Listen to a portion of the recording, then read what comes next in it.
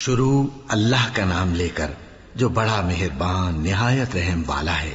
اور زمین پر کوئی چلنے پھرنے والا نہیں مگر اس کا رزق اللہ کے ذمے ہے۔ وہ اس کے رہنے کی جگہ کو بھی جانتا ہے اور جہاں سونپا جاتا ہے اسے بھی۔ یہ سب کچھ کتاب روشن میں لکھا ہوا ہے۔ اور وہی تو ہے جس نے آسمانوں اور زمین کو 6 دن میں بنایا اور اس وقت اس کا عرش پانی پر تھا۔ تمہارے پیدا کرنے سے مقصود یہ ہے کہ وہ تم کو آزمائے کہ تم میں عمل کے لحاظ سے کون بہتر ہے۔ شروع اللہ کا نام لے کر جو بڑا مہربان نہایت رحم والا ہے۔ لوگو اپنے پروردگار سے ڈرو جس نے تم کو ایک شخص سے پیدا کیا، یعنی اول اس سے اس کا جوڑا بنایا، پھر ان دونوں سے کثرت سے مرد و عورت پیدا کر کے روئے زمین پر پھیلا دیے۔ اور اللہ سے ڈرو جس کے واسطے سے تم ایک دوسرے سے حقوق کا مطالبہ کرتے ہو، اور قطع رحمی سے بچو۔ کچھ شک نہیں کہ اللہ تمہیں دیکھ رہا ہے۔ اور یتیموں کا مال جو تمہاری تحویل میں ہو ان کے حوالے کر دو، اور ان کے پاکیزہ اور عمدہ مال کو اپنے ناقص اور برے مال سے نہ بدلو، اور نہ ان کا مال اپنے مال میں ملا کر کھاؤ کہ یہ بڑا سخت گناہ ہے۔ شروع اللہ کا نام لے کر جو بڑا مہربان نہایت رحم والا ہے۔ اور کم عقلوں کو ان کا مال جسے اللہ نے تم لوگوں کے لیے سبب معیشت بنایا ہے مت دو، ہاں اس میں سے ان کو کھلاتے اور پہناتے رہو اور ان سے معقول بات کہتے رہو۔ اور یتیموں کو بالغ ہونے تک کام کاج میں مصروف رکھو اور جانچتے رہو، پھر بالغ ہونے پر اگر ان میں عقل کی پختگی دیکھو تو ان کا مال ان کے حوالے کر دو، اور اس خوف سے کہ وہ بڑے ہو جائیں گے، یعنی بڑے ہو کر تم سے اپنا مال واپس لے لیں گے، اس کو فضول خرچی اور جلدی میں نہ اڑا دینا۔ اور جو شخص آسودہ حال ہو اس کو ایسے مال سے قطعی طور پر پرہیز رکھنا چاہیے، اور جو ضرورت مند ہو وہ مناسب طور پر یعنی بقدر خدمت کچھ لے لے۔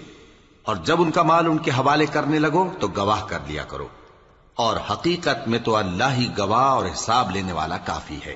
جو مال ماں باپ اور رشتہ دار چھوڑ مریں، تھوڑا ہو یا بہت، اس میں مردوں کا بھی حصہ ہے اور عورتوں کا بھی۔ یہ حصے اللہ کے مقرر کیے ہوئے ہیں۔ اور جب میراث کی تقسیم کے وقت غیر وارث رشتہ دار اور یتیم اور نادار لوگ آ جائیں تو ان کو بھی اس میں سے کچھ دے دو، اور ان سے معقول بات کہو۔ اور ایسے لوگوں کو ڈرنا چاہیے جو ایسی حالت میں ہوں کہ اپنے بعد ننھے ننھے بچے چھوڑ جائیں، اور ان کو ان کی نسبت خوف ہو کہ ہمارے مرنے کے بعد ان بیچاروں کا کیا ہوگا۔ پس چاہیے کہ یہ لوگ اللہ سے ڈریں اور درست بات کہیں۔ جو لوگ یتیموں کا مال ناجائز طور پر کھاتے ہیں وہ اپنے پیٹ میں آگ بھرتے ہیں اور ضرور دوزخ میں ڈالے جائیں گے۔ شروع اللہ کا نام لے کر جو بڑا مہربان نہایت رحم والا ہے۔ اللہ تمہاری اولاد کے بارے میں تم کو ارشاد فرماتا ہے کہ ایک لڑکے کا حصہ 2 لڑکیوں کے حصے کے برابر ہے، اور اگر اولاد میت صرف لڑکیاں ہی ہوں یعنی 2 یا 2 سے زیادہ تو کل ترکے میں ان کا 2/3 ہے، اور اگر صرف ایک لڑکی ہو تو اس کا نصف ہے، اور میت کے ماں باپ کا یعنی دونوں میں سے ہر ایک کا ترکے میں 6واں حصہ ہے، بشرطے کہ میت کی اولاد ہو۔ اور اگر اولاد نہ ہو اور صرف ماں باپ ہی اس کے وارث ہوں تو 1/3 ماں کا حصہ ہے، اور اگر میت کے بھائی بھی ہوں تو ماں کا 6واں حصہ ہوگا۔ اور یہ تقسیم ترکہ میت کی وصیت کی تعمیل کے بعد جو اس نے کی ہو یا قرض کے ادا ہونے کے بعد جو اس کے ذمے ہو عمل میں آئے گی۔ تم کو معلوم نہیں کہ تمہارے باپ دادوں اور بیٹوں اور پوتوں میں سے فائدے کے لحاظ سے کون تم سے زیادہ قریب ہے۔ یہ حصے اللہ کے مقرر کیے ہوئے ہیں، اور اللہ سب کچھ جاننے والا ہے، حکمت والا ہے۔ اور جو مال تمہاری بیویاں چھوڑ مریں اگر ان کی اولاد نہ ہو تو اس میں سے نصف تمہارا ہے، پھر اگر ان کی اولاد ہو تو ترکے میں تمہارا حصہ 1/4 ہے، لیکن یہ تقسیم وصیت کی تعمیل کے بعد جو انہوں نے کی ہو یا قرض کے ادا ہونے کے بعد جو ان کے ذمے ہو کی جائے گی۔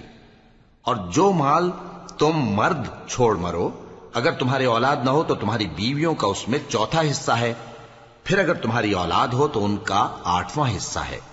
یہ حصے تمہاری وصیت کی تعمیل کے بعد جو تم نے کی ہو اور ادائے قرض کے بعد تقسیم کیے جائیں گے۔ اور اگر ایسے مرد یا عورت کی میراث ہو جس کے نہ باپ ہو نہ بیٹا مگر اس کے بھائی یا بہن ہو تو ان میں سے ہر ایک کا 6واں حصہ ہے، اور اگر ایک سے زیادہ ہوں تو سب 1/3 میں شریک ہوں گے۔ یہ حصے بھی بعد ادائے وصیت و قرض بشرطے کہ ان سے میت نے کسی کا نقصان نہ کیا ہو تقسیم کیے جائیں گے۔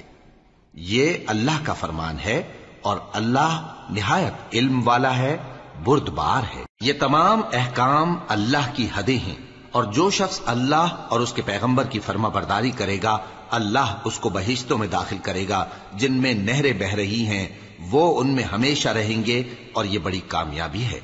اور جو اللہ اور اس کے رسول کی نافرمانی کرے گا اور اس کی حدوں سے نکل جائے گا اس کو اللہ دوزخ میں ڈالے گا جہاں وہ ہمیشہ رہے گا، اور اس کو ذلت کا عذاب ہوگا۔